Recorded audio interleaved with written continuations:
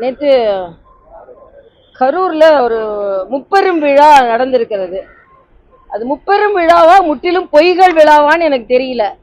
ஏதோ மத்திய அரசு கொடுமைப்படுத்தி கொண்டிருப்பதை போலவும், தமிழகத்துல உரிமைகள் எல்லாம் பறிபோய் கொண்டிருப்பதை போலவும், தமிழகத்திற்கு இவர்கள் தான் இன்று உரிமையை வாங்கி கொடுப்பதற்காக போராடி கொண்டிருப்பதை போலவும் ஒரு மாய தோற்றத்தை முதல்வர் ஸ்டாலின் ஏற்படுத்தி இருக்கிறார். இது வன்மையாக கண்டிக்கத்தக்கது.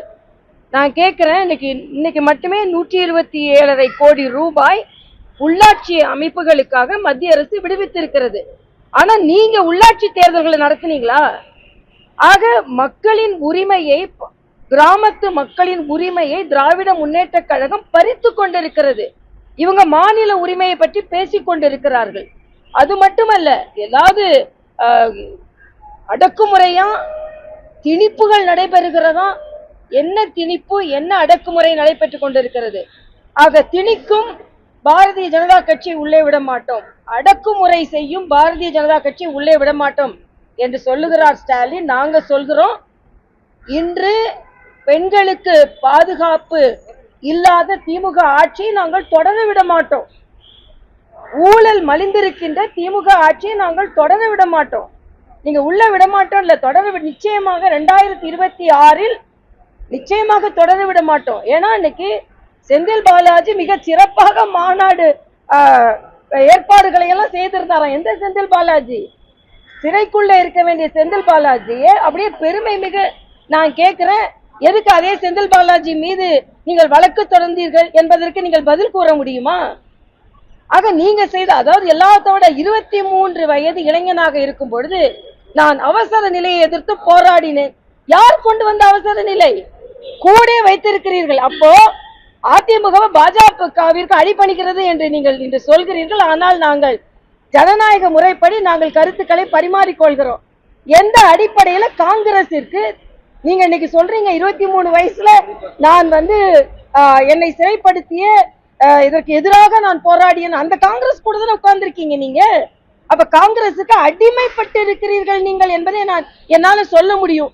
அதே மாதிரி கம்யூனிஸ்டுகள், தொழிலாளர்களின் நலனை அரசு பாதுகாக்கவில்லை என்றால் நாங்க உடனே போராடுவோமா? அடிபணிந்து கொண்டு ஏன் கூட்டணியிலிருந்து வெளியே வருவோம் என்று சொல்லுகின்ற துணிச்சல் சண்முகத்துக்கு இருக்குதா? போராடுறேன்னு எல்லாரும் மாதிரி நீங்களும் போராடுவீங்க, அப்புறம் ஆளுங்கட்சிக்கு கூட்டணியா இருக்கிறீர்கள். ஆக ஒரு அப்பட்டமான பொய் பிரச்சாரம் நேற்று நடந்திருக்கிறது. மக்கள் அதை நன்றாக உணர்ந்திருக்கிறார்கள் என்பதுதான் எனது கருத்து. 75 ஆண்டுகள திமுக யாராலும் வீழ்த்த முடியாது.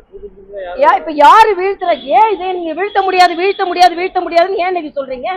கடுமையான டெங்கு ஜுரம் வந்த மாதிரி வீழ்த்த முடியாதுன்னு வீழ்த்துகின்ற காலம் வந்து விட்டது. அதனாலதான் வீழ்த்த முடியாது சொல்லிட்டு இருக்கீங்க.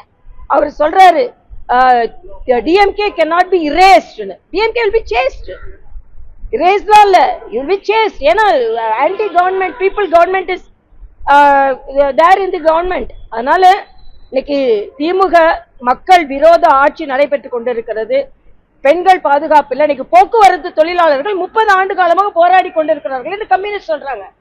தெலுங்கானால இதே போக்குவரத்து தொழிலாளர்களை அரசாங்க ஊழியர்களாக மாற்றுவதற்கு இந்த கையால நான் கையெழுத்திட்டேன். திமுக உங்களுக்கு துணிச்சல் இருந்தால் அதை செய்யுங்க. ஆக கம்யூனிஸ்ட் கட்சிகள் தொழிலாளர்கள் நலனுக்காக உங்களால போராட முடியுமா? முடியாது. செல்வ பெருந்தகைகள் சொல்றாரு, ஆணவ கொலைகளை தடுக்க வேண்டும். யார்கிட்ட உட்கார்ந்து பேசுறீங்க? கட்சியில கூட்டணிய கட்சியா உட்கார்ந்துகிட்டு கம்யூனிஸ்ட் சொல்றாங்க தொழிலாளர் நலன் பாதுகாக்கப்பட வேண்டும், இல்லைன்னா போராடுவோம். யாரை எதிர்த்து போராட போறீங்க? உங்க கூட்டணியை தானே போராட போறீங்க. ஆக இது முரண்பட்டான ஒரு ஆட்சி நடந்து கொண்டிருக்கிறது. நிச்சயமாக வீட்டுக்கு அனுப்பப்பட வேண்டிய ஆட்சி என்பதில்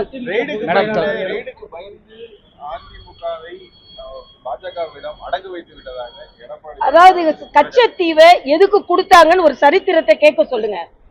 சர்க்காரியா கமிஷன்ல அவங்க ஊழல் குற்றச்சாட்டு வந்த உடனேயே இந்திரா காந்தி இவங்க மேல, அதாவது இவங்க பொய் குற்றச்சாட்டு சொல்கிறார்கள். அதிமுகவும் பாஜகவும் சுமூகமான உணர்வுல இருக்கு.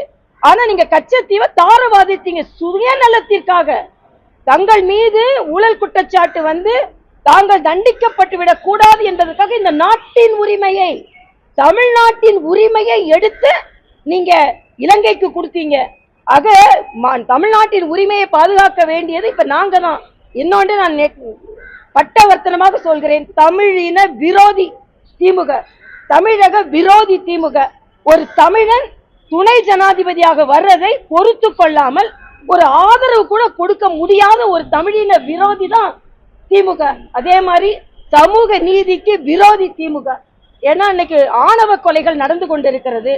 உங்க ஆட்சியில தானங்க நடக்குது. அதனால இன்னைக்கு திமுக முப்பெரும் விழா நடத்தி கொண்டிருக்காங்க. நாங்க வந்து எல்லா இடத்துலயும் சேவை விழா நடத்தணும்.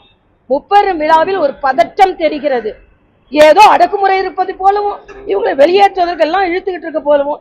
நீங்கள் எப்படி பேசினாலும் திமுக வெளியேறுவது உறுதி என்பது எனது கருத்து. மேடம், எடப்பாடி பழனிசாமி அமித்ஷாவை சந்தித்ததுக்கு பிறகு கட்சி பல தன்னோட முகத்தை மூடிட்டு வந்து இல்ல, அதெல்லாம் செய்தியில வருதுங்க. அதுக்கெல்லாம் நான் கருத்து சொல்ல முடியாது. அது உண்மையா பொய்யாலாம் எனக்கு சொல்ல முடியாது. அவர்களுக்கு என்று ஒரு பாணி இருக்கும், அவ்வளவுதான். ஆனா அவர் தான் நேரா பார்த்துட்டு வந்து புகைப்படத்தை வெளியே விட்டுருக்கிறாங்களே. புகைப்படம் வெளியே வரும்போது ஏன் அதை மறைக்கணும்? அதனால ஏதோ புகைப்படத்தை விட நாங்க பார்க்கவே இல்லை அப்படின்னு மறைச்சா பரவாயில்ல. துணை முதல்வர் வந்து எங்க வெற்றி கணக்கு வந்து திருச்சியில இருந்து நாங்க தொடங்குறோம் அப்படின்னு சொல்லியிருக்காரு. அது எப்படி போயிருக்கு? யார் துணை முதல்வரா? துணை முதல்வர் திருச்சியில இருந்து திருச்சி தான் கூறுறாரு. நிச்சயமா அவங்களால ஒண்ணும் செய்ய முடியாது. குறிப்பா துணை முதல்வரால எதுவுமே செய்ய முடியாதுங்க.